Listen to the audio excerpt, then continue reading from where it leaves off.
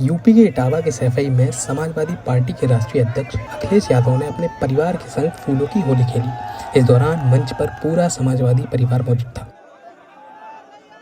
अखिलेश ने इस दौरान मंच से किसानों के मुद्दे पर सरकार को जमकर घेरा और कहा कि अब तो पशुओं का चारा भी अमेरिका से आएगा। देखिए अखिलेश ने क्या कहा। हम लोगों को भी उसी तरीके से तैयारी रखनी है। जितनी हमारी आपकी जितनी तैयारी अच्छी होगी, हम लोग जितनी मेहनत कर लेंगे और तैयारी कर लेंगे, उतना ही आसान हमारे और आपके लिए होगा सरकार बनाना। इसलिए जब आज हम लोग होली मना रहे हैं,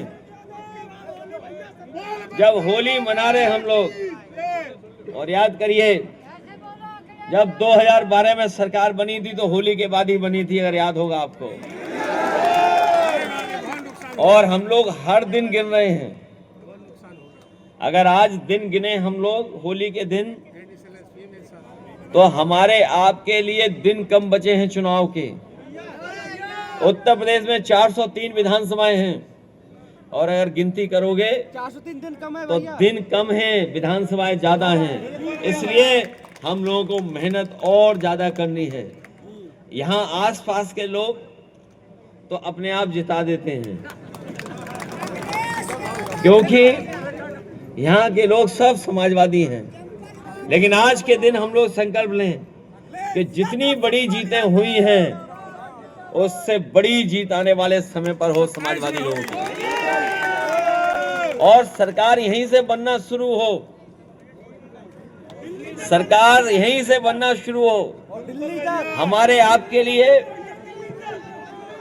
आपके लिए चुनौती बड़ी इसलिए है क्योंकि अभी अभी हम लोगों ने इन्हें हराया है। याद रखना आप लोग, हम लोगों ने उन्हें हरा लिया, इसलिए हमारी आपकी चुनौती बड़ी है। वो कैसे हारे हैं वो जान गए हैं। इसलिए अब हम लोगों को बहुत तैयारी के साथ और पीडीए की ताकत के साथ हम लोगों को एकजुट होकर के इनको दोबारा हराने का काम करना है। और ये पीडीए का नारा तो ऐसा है कि हर जगह फिट हो जाता है। पीडीए के नारे से हर व्यक्ति जुड़ा हुआ है।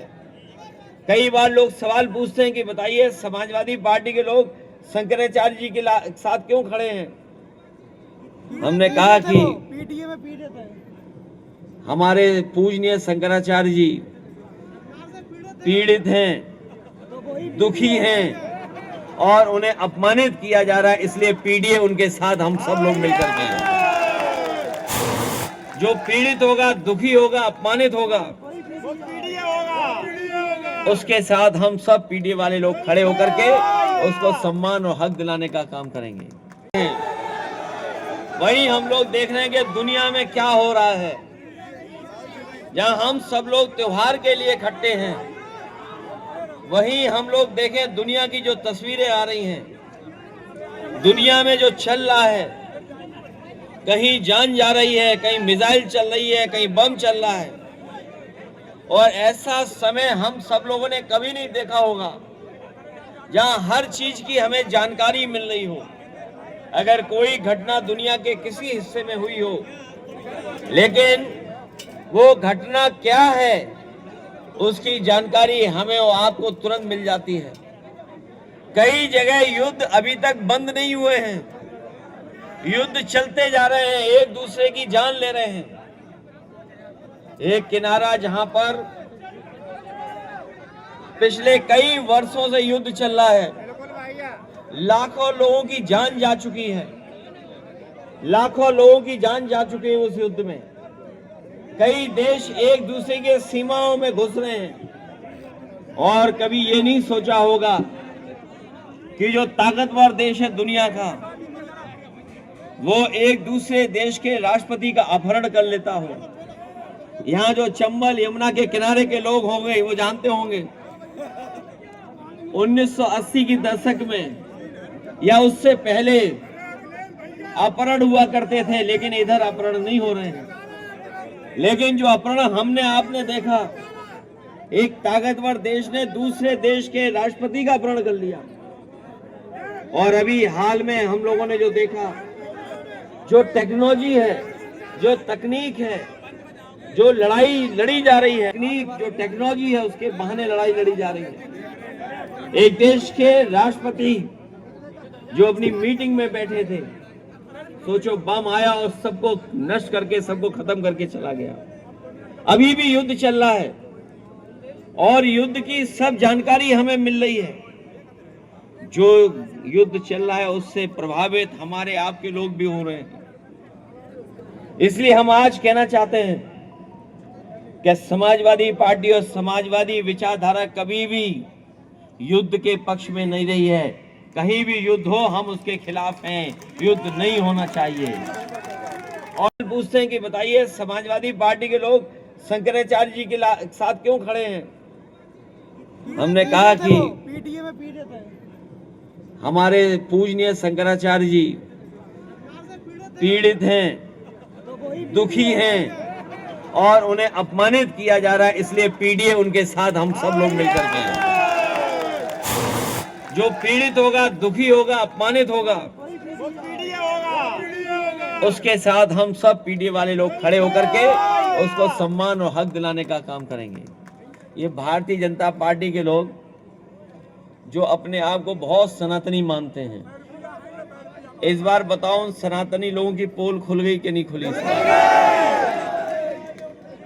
आप सदियों से हिसाब किताब लगा लो, पौराणिक व्यवस्था से अभी तक हमारी सबसे ज्यादा जिस स्थान की मान्यता है, जिस स्थान को सबसे ज्यादा हम लोग पवित्र मानते हैं, जो हमारी आध्यात्म की त्रिवेणी है, जब सोचिए पूजनीय शंकराचार्य जी वहां जा रहे थे स्नान करने, तो इन भारतीय जनता पार्टी के लोगों ने उन्हें स्नान नहीं करने दिया। वो धरने पे बैठ गए और उन्होंने कहा कि हम आंदोलन करेंगे जब तक सरकार नहीं झुकेगी। लेकिन सरकार इतनी अहंकारी है कि सरकार झुकी नहीं और सरकार ने उन्हें अपमानित किया, और इस सीमा तक अपमानित किया कि अब सुनने में आया कि नई तरह के मुकदमे लगाए उनके ऊपर। कोई कल्पना कर सकता है कि मुकदमे ऐसे भी लग जाते हैं? ये तो प्रधानी में लगाए जाते हैं। ये कई बार लोग प्रधानी में इस तरह की साजिश करते हैं मुकदमा लगवाने की।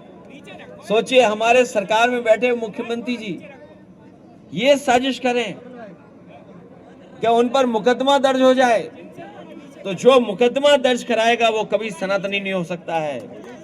इसीलिए हमने कहा कि अगर हम गीता पढ़ें और गुरु नानक जी के बारे में पढ़ा होगा, जिन्होंने वो जानते होंगे, हमारी गीता में लिखा है कि जो दूसरे का दुख अपना दुख समझे वही योगी होता है।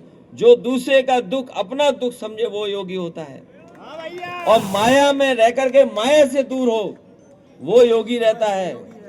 कोई वस्त्र पहनने से और कान छिदाने से योगी नहीं हो जाता है। और फिर